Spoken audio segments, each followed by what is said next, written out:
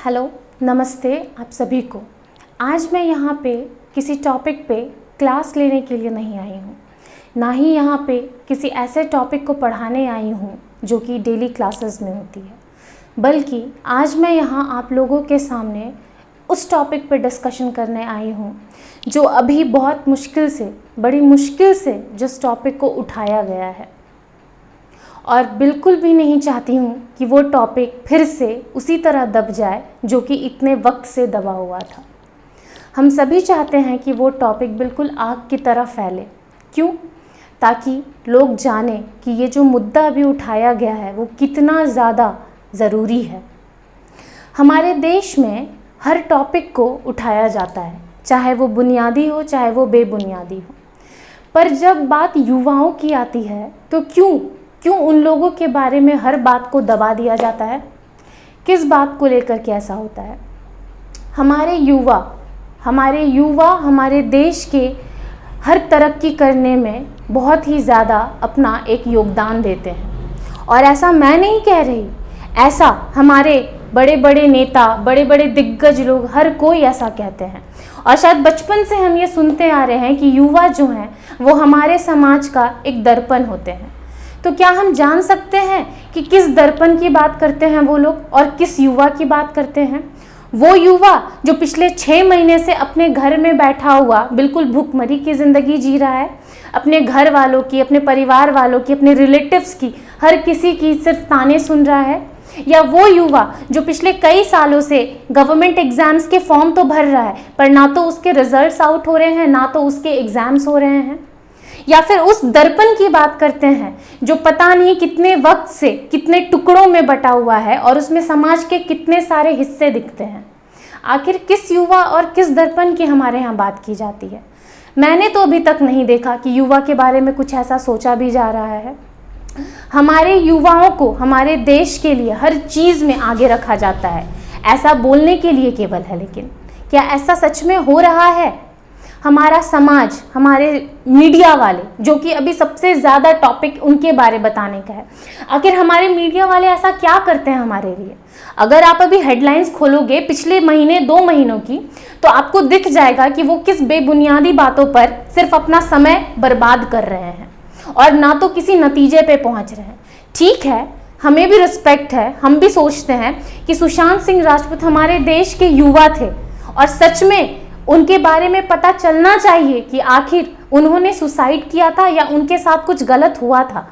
हर इंसान, हर बिहार का, ये कोई बिहार, झारखंड, मुंबई, किसी स्टेट के बारे में बात नहीं है, ये भी एक युवा के बारे में बात है। क्योंकि सुशांत सिंह राजपूत भी आज के यूथ थे और भले ही उनका एक अलग जगह था, वो एक बॉलीवुड स्टार थे, बट फिर भी वो तो एक यूथ ही ना। तो क्यों नहीं उनके बारे में डिस्कशन किया जाएगा? लेकिन मीडिया वाले क्या कर रहे हैं? पिछले कई दिनों से सीबीआई अपना काम कर रही है, पुलिस अपना काम कर रही है, सब कोई अपना काम कर रहे हैं। तो ये ऐसा कहीं लिखा है क्या कि सुबह से रात तक 24 घंटे आप सिर्फ एक ही टॉपिक को उठा के रखेंगे? इससे क्या हो जाएगा? क्या जितने भी बाकी टॉपिक्स हैं वो सारे दब जाएंगे? अगर आप इसका मतलब तो साफ यही है कि आप वो सारे टॉपिक्स को दबाना चाह रहे हैं। पर ऐसा क्यों है? क्यों मीडिया, अगर अभी अर्नब गोस्वामी आकर के कुछ बोलने लगेंगे तो सारे लोग इकट्ठा हो जाते, सारी मीडिया वाले उन्हीं के पीछे पड़ जाते। क्यों? क्योंकि उनकी आवाज़ में पावर है। तो हमारे यूथ की आवाज़ में क्या है? मीडिया वाले, बाकी मीडिया, आज तक चैनल्स क्या कर रहे हैं? आज तक चैनल्स में सिर्फ एसएसआर को लेकर के रिया चक्रवर्ती क्या कर रही हैं? आज वो अपने भाई के साथ डीआरडीओ ऑफिस पहुंची, आज वो वहां से अरे ठीक है, डीआरडीओ ऑफिस पहुंची, आ गई, काम, बात हो गया, काम खत्म हो गया।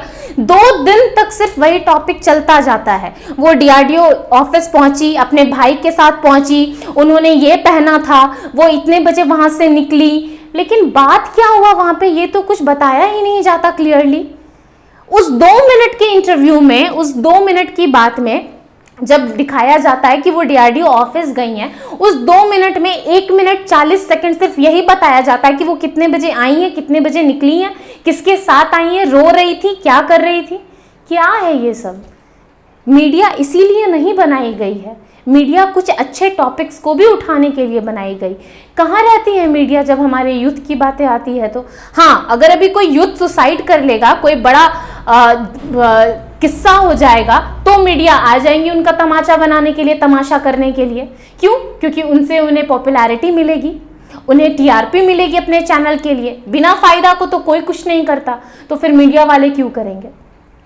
बिल्कुल यही सेम चीज उनके साथ भी हो रही है। अभी जो ये मुश्किल से टॉपिक उठाया गया है, #speak for SSC railway students, क्यों उठाया गया? आखिर बहुत ही ज्यादा क्रिटिकल कंडीशन हो गई होगी तब तो उठाया गया है। क्या यूथ बेगारी बैठे हैं, बेरोजगार बैठे हैं? बट बेगारी बिल्कुल भी नहीं बैठे, वो अपने खाली वक्त में भी ना अपनी पढ़ाई करते हैं, ताकि कभी तो इस उम्मीद में कि फॉर्म निकलेगा और उन्हें भी नौकरियां होंगी। बट क्या कर रहे हैं हमारे नेता? आप हर राज्य के शिक्षा मंत्री को एक बार उनका आंकड़ा देख लीजिए, कितने शिक्षा मंत्री शिक्षित है हमारे देश में? शायद ही कोई शिक्षा मंत्री होंगे या बहुत कम ही शिक्षा मंत्री होंगे जिन्होंने ग्रेजुएट भी किया होगा, पीएचडी की होगी, बीएड किया होगा, कुछ करके बैठे। और हम युवा या जितने भी युवा हैं वो लोग अच्छी अच्छी डिग्रियां लेकर के चुपचाप घर पे बैठे हुए। क्यों? उन्हीं में से किन्हीं को शिक्षा मंत्री बना देना चाहिए, तब देखा जाए कि शिक्षा मंत्री बना करके वो जो शिक्षा दल है, एजुकेशन सिस्टम है, वो सही से रन हो रहा है या नहीं।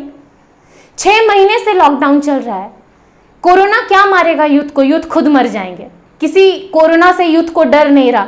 वो घर में क्यों बैठे हैं जब अपने परिवार को चला ही नहीं पा रहे हैं? तो कोई यूथ 17-18 साल का टीनेज नहीं होता। यहाँ यूथ का मतलब 14-15 साल 10-12 के स्टूडेंट्स को नहीं कहा जा रहा।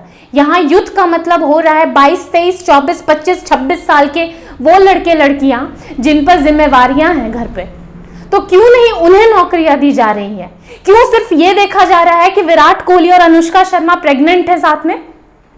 क्यों? अभी तो मुझे लगता है कि हमारे देश में ना पोल्का डॉट ड्रेस के बारे में सारी दुनिया जान चुकी होंगी।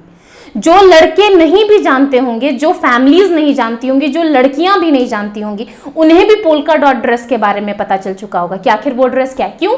क्योंकि वो ड्रेस अनुष्का शर्मा ने पहना था।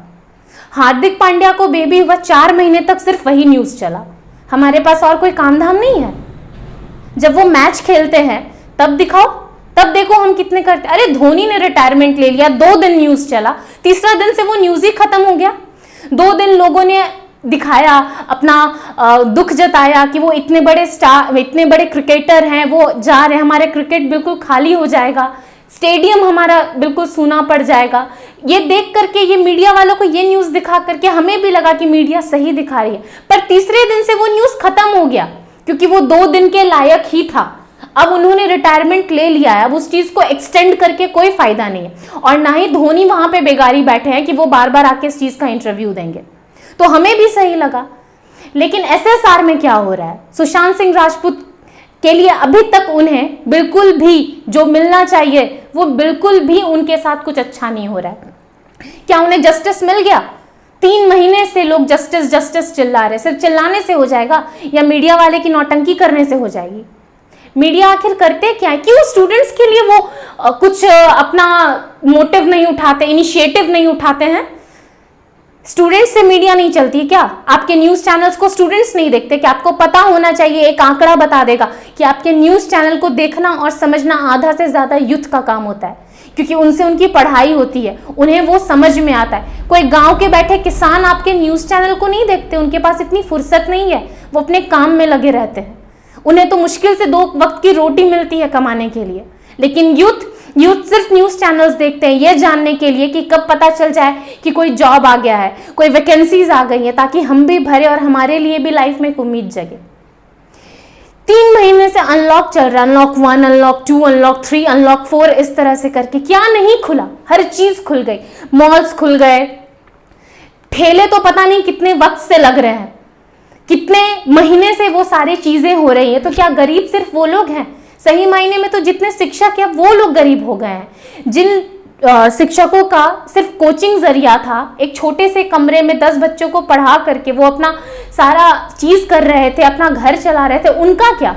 वो जब तक सुसाइड नहीं कर, जब तक 50 शिक्षक सुसाइड नहीं कर लेंगे, 100 शिक्षक सुसाइड नहीं कर लेंगे, तब तक तो वो भी लगता है कि नजर में नहीं आएंगे मीडिया के। और तब भी शायद नहीं नजर आएंगे। क्यों? क्योंकि हमारे माननीय प्रधानमंत्री जी नरेंद्र मोदी जी ये नहीं चाहते हैं। अगर चाहते तो उन्हें नहीं पता कि एक ठेले पर कितनी भीड़ लगती है, एक ठेले पर एक ही ग्लास से पानी पिया जाता है, एक ठेले पर एक ही प्लेट को धो करके बार बार खाया जाता है। लेकिन शिक्षक क्या करते हैं? आज मैं यहाँ खड़े होकर के आपसे बातें कर रही हूँ, अगर मैं यहाँ किसी को बैठा के पढ़ाऊंगी तो कम से कम वो मुझसे 2-3 फीट 4 फीट की दूरी पे रहेंगे, उससे कोरोना नहीं फैलता। इतनी समझदारी किसी में नहीं है। गवर्नमेंट स्कूल्स के टीचर्स वो अपने ऑनलाइन क्लासेस ले रहे हैं, इवन प्राइवेट स्कूल के जो टीचर्स हैं वो लोग भी ऑनलाइन क्लासेस ले रहे हैं। आज नहीं तो कल सारे पेरेंट्स अपने अपने बच्चों की फी पे करेंगे, क्योंकि उन्हें अपने बच्चों को 9 से 10th में डालना है, 10 से 11th में डालना है, उन्हें अपने क्लास में छोड़ नहीं देना है। वो लोग अपने तरफ से स्कूल वाले सारे दबदबा बना रहे हैं, हर वक्त मैसेजेस आते हैं कि फी पेमेंट कीजिए, आपके बच्चों की रजिस्ट्रेशन नहीं होगी, आपके बच्चों की ये नहीं होगी, वो नहीं होगी, तो पैसे तो उन्हें मिलना ही है। पर जो प्राइवेट शिक्षक है उनका क्या? कोरोना सिर्फ उन्हीं से फैल रहा है? या कोरोना कौन सा कम हो गया जो शिक्षक अगर अभी तक उन्होंने स्टार्ट नहीं किया अपने प्राइवेट कोचिंग्स को, तो इतनी भी किसी की समझ में नहीं है कि उनके बारे में सोचा जाए। अरे ठीक है, हर चीज को एक लिमिट से खोला गया है तो उन्हें भी लिमिट से खोला जाए। हम शिक्षित हैं, हम शिक्षित होकर के अगर सही तरीके से कोरोना से नहीं लड़ पाएंगे तो क्या ठेले वाले और बाहर वाले इस चीज से लड़ पाएंगे? अभी फेसबुक खोल करके देखिए, उसमें कितने सारे डिशेस को दिखाया जाता है, सब कुछ किया जाता है, और उसमें क्या दिखाया जाता है कि उसी हाथ से वो छू रहे हैं, उसी हाथ से वो खिला रहे हैं, सब कुछ कर, उससे कोरोना नहीं फैल रहा, बिल्कुल भी कुछ नहीं हो रहा। और हमारे शिक्षक लोग, हम जब पढ़ाने बैठेंगे तो कोरोना आ जाएगा। क्यों? हम बच्चों के साथ क्या करते हैं? उन्हें हाथ पकड़ के बोर्ड पे लिखवाते हैं क्या? ऐसा तो हम नहीं करते हैं। या आ करके जब वो सुबह आते हैं तो हम लोग गुड मॉर्निंग विश करने की जगह स्टूडेंट्स को हग करते हैं कि आइए वेलकम टू द क्लास। ऐसा तो कुछ नहीं होता है। क्यों फिर ये स्टूडेंट्स के लिए आज निकालना पड़ा है? क्योंकि किसी ने हम पर ध्यान नहीं दिया है, स्टूडेंट्स पर ध्यान नहीं दिया है। कई वक्त से, बचपन से किसी का ना एक सपना होता है कि वो ये बनेंगे, प्रोफेशन उनका ये होगा। कुछ लोगों का भी प्रोफेशन होगा यूथ में कि वो मीडिया ज्वाइन करेंगे। पर मुझे नहीं लगता कि आज जो कंडीशन चल रहा है उसके बाद कोई भी यूथ सोचेगा कि वो मीडिया ज्वाइन करेगा। क्यों? क्योंकि मीडिया कंप्लीटली फेक है। उनके पास और किसी चीज का फुर्सत नहीं है फालतू हेडलाइंस के अलावा। आज भी ये जो टॉपिक उठा है ना, अगर ये टॉपिक उठ करके हमारे प्रधानमंत्री जी तक पहुंच जाए, कुछ एक्शन ले लिया जाए, कुछ स्टूडेंट्स के लिए, यूथ के लिए कर दिया जाए, तब जानेंगे हम कि मीडिया भी है। वरना तब तक मीडिया को फुर्सत नहीं, शायद मीडिया इन पर ध्यान भी ना दे और कल फिर से रिया चक्रवर्ती के ही बारे में बात होगी। क्यों एसएससी और रेलवे ऐसा करती हैं? 2019 मार्च में कुछ वैकेंसीज निकली थी, पर अभी तक उस वैकेंसीज को भरने के बाद उसका रिजल्ट आउट नहीं हुआ है। यूथ क्यों देते हैं एग्जाम्स? ये देखने के लिए कि 3 साल तक हम अटके हुए हैं। कोरोना आज 6 महीने से देश में, उससे पहले क्या था? 2017 में रिजल्ट आउट हुआ था, बट अभी तक किसी के पास जॉब एप्लीकेशन नहीं पहुंचा है। क्यों?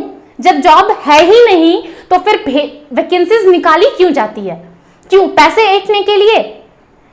जब आप गवर्नमेंट फॉर्म्स भरवा लेते हो, 500 करके पर हेड हर बच्चे से ले लेते हो, ये बोलते हो कि 400 आपके अकाउंट में रिफंड हो जाएंगे। अरे उस 400 से किसी को मतलब नहीं है। वैकेंसीज निकाले हो, कम से कम एग्जाम्स तो देने दो। आप सब वेंडअप करके बोलते हो कि हमारे पास जगह नहीं है एग्जाम दिलवाने की। इलेक्शन करवाने के लिए इतने जगह रहते हैं, इतना वक्त रहता है फालतू काम करने के लिए। अप्रैल में हुआ इलेक्शन, जून तक रिजल्ट उसका आउट हो जाता है, लेकिन जो वैकेंसीज 2 साल पहले निकली उसके एग्जाम्स के रिजल्ट आउट नहीं हो पा रहे। इसका मतलब इतनी बिजी है हमारी गवर्नमेंट। क्यों हम आज गवर्नमेंट को बोल रहे हैं? हम, मुझे कोई पर्सनल ग्रज नहीं है गवर्नमेंट से। गवर्नमेंट ने और भी बहुत सारी चीजें की हैं, लेकिन आज इसलिए बोलना पड़ रहा है क्योंकि वो यूथ के बारे में नहीं सोच रहे हैं। यूथ क्या है?